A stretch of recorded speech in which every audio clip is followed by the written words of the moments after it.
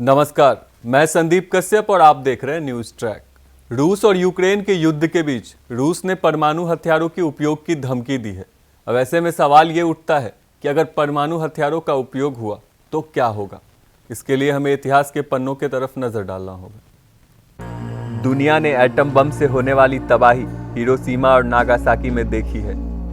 इस हादसे की यादें इतिहास के पन्नों में दबती जा रही हैं, लेकिन इससे मिली जख्म आज भी रिस रहे हैं। हिरोशिमा और नागासाकी पर गिराए गए एटम बम का असर आज की नस्लें भी झेल रही हैं। बता दें कि 6 अगस्त 1945 को संयुक्त राज्य अमेरिका ने जापान में हिरोशिमा पर अपना पहला बम गिराया था। 3 दिन बाद यानी 9 अगस्त 1945 को जापान का नागासाकी अमेरिका का अगला लक्ष्य बना था। पहला परमाणु बम का उपनाम था लिटिल बॉय और दूसरे का फैट मैन। जो बम नागासाकी पर गिराया गया था वो पहले जापान के कोकुरा शहर पर गिराया जाना था, लेकिन मौसम खराब होने की वजह से नागासाकी पर ही गिरा दिया गया। जिस विमान से हिरोशिमा पर बम गिराया गया था उसका नाम था इनोला गे और जिस विमान से दूसरा बम गिराया गया था उसका नाम था बॉक्सकार। दोनों परमाणु बम जमीन से कुछ 100 फीट की ऊंचाई पर हवा में फटे थे। ऐसा कहा जाता है कि जब परमाणु बम को जापान के 2 शहरों में गिराया गया था तब परिणाम स्वरूप 1,40,000 से ज्यादा लोग हिरोशिमा में और लगभग 74,000 नागासाकी में 1945 के अंत तक मारे गए थे और हजारों लोग अभी भी विकिरण बीमारी से पीड़ित हैं। अगर रूस ने यूरोप पर परमाणु हथियार का उपयोग किया तो पूरा यूरोप तबाह हो सकता है। न्यूक्लियर वेपन की घातकता वही है, फर्क है तो सिर्फ इतना कि उसे चलाने यानी डिलीवर करने की तकनीक में आसानी हो गई है।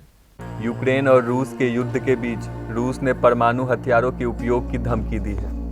रूस के राष्ट्रपति व्लादिमीर पुतिन ने रूसी परमाणु निवारण फोर्स को अलर्ट पर रहने का आदेश दिया है। यूक्रेन पर हमले से पहले ही अपने भाषण में पुतिन ने दुनिया के सभी देशों को धमकी दी थी कि यदि उन्होंने दखल देने का प्रयास किया तो फिर उनके पास हथियार भी हैं। पुतिन यदि परमाणु बम का उपयोग कर दे तो पूरा यूरोप तबाह हो सकता है। हालांकि विश्व इतिहास में पिछले कई दशकों से ऐसा नहीं हुआ है जब किसी देश ने खुले तौर पर परमाणु हमले की धमकी दी हो। फिर यूरोप में रूस ने परमाणु बम का उपयोग किया तो पूरा यूरोप तबाह हो सकता है। बल्कि रूस के पास तो फादर ऑफ बम है, उससे वह पूरी दुनिया तबाह कर सकता है। इसलिए पुतिन यूक्रेन को बार बार धमकी दे रहा है। बता दें कि आज भी दुनिया में करीब 15,000 एटमी हथियार हैं। रूस और अमेरिका के पास इनका सबसे बड़ा जखीरा है। आपको बताते चले कि यदि 30 किलो टन का परमाणु बम उपयोग किया गया तो 4 किलोमीटर का पूरा इलाका तबाह हो जाएगा। वहीं यदि 1000 किलो टन तक के बम गिराए जाते हैं तो इसका असर भी 100 किलोमीटर तक होगा। ये तबाही सर्कुलर फॉर्म में होती है। ये हमला हिरोशिमा और नागासाकी से भी अधिक नुकसान पहुंचा सकता है। हिरोशिमा पर गिराया गया परमाणु बम 15 किलो टन का था और नागासाकी पर गिराया गया बम 20 किलो टन का था, जिसने पूरे शहर को तबाह कर दिया था। रूस किसी एक शहर पर हमला करने की ताकत वाला परमाणु बम भी उपयोग कर सकता है और उससे भी ज़्यादा नुकसान करने वाले बड़े बम भी यूज कर सकता है। न्यूक्लियर वेपन की घातकता वही है, लेकिन उसे चलाने की यानी डिलीवर करने की प्रोसेस काफ़ी आसान हो गई है। अब टैंक, समुद्र और आसमान कहीं से भी परमाणु मिसाइल से लॉन्च की जा सकती है। जापान पर न्यूक्लियर हमले के दौरान यह तकनीक नहीं थी। अमेरिकन साइंटिस्ट की ताज़ा रिपोर्ट के मुताबिक रूस के पास कुल 4,477 परमाणु बमों में 2,565 स्ट्रैटेजिक और 1912 नॉन स्ट्रैटेजिक हैं।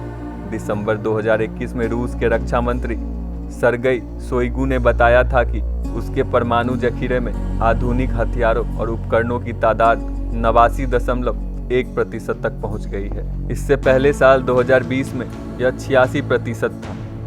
बता दें कि पुतिन ने पिछले साल कहा था कि रूस की परमाणु सेना को अपने प्रतिद्वंदियों के साथ रफ्तार बनाए रखने की जरूरत है। इसी तरह की खास रिपोर्ट के लिए जुड़े रहिए न्यूज़ ट्रैक के साथ।